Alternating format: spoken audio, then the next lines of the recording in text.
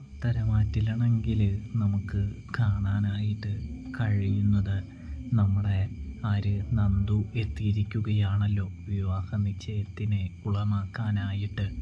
ഇതേ സമയം എല്ലാ കുറ്റവും നന്ദുവിൻ്റെ തലയിലേക്ക് ചുമത്തിക്കൊടുക്കുകയാണ് നമ്മുടെ ജലജയും ജാനകിയും. നീ എന്തിനാണ് ഇത്ര കൃത്യസമയത്ത് ഇവിടെ വന്നത്? കൃത്യം വിവാഹ നിശ്ചയം നടക്കാൻ പോകുന്ന ആ സമയം നീ വന്നത് നിൻ്റെ ഒരു ഗൂഢാലോചനയല്ലേ, ഒരു പദ്ധതിയല്ലേ എന്ന് ചോദിക്കുന്നത് കാണാനായിട്ട് കഴിയുന്നുണ്ട്, സാധിക്കുന്നുണ്ട്. ഇതേ സമയം ഇതെൻ്റെ ഗൂഢാലോചനയുമല്ല, പദ്ധതിയുമല്ല. ഇവർ പരാതി തന്നു. ഇവരുടെ പരാതിയിൽ കഴമ്പുള്ളത് കൊണ്ട് തന്നെ നിങ്ങളെ കേസിൽ ഉൾപ്പെടുത്തണം, നിങ്ങളെ കേസെടുക്കണമെന്നിവർ പറഞ്ഞതുകൊണ്ട് തന്നെയാണ് ഞാൻ നിങ്ങളെ, അതായത് അനിയെ പിടിക്കാനായിട്ട് വന്നത്. എൻ്റെ നിയമം എനിക്കത് പാലിച്ചേ മതിയാവുകയുള്ളൂ. നിങ്ങളിനി എത്ര വിഷമം വിചാരിച്ചാലും എന്നെ എത്ര ദേഷ്യപ്പെട്ടാലും ഒരു പ്രശ്നവുമില്ല എന്ന് പറയുന്നു.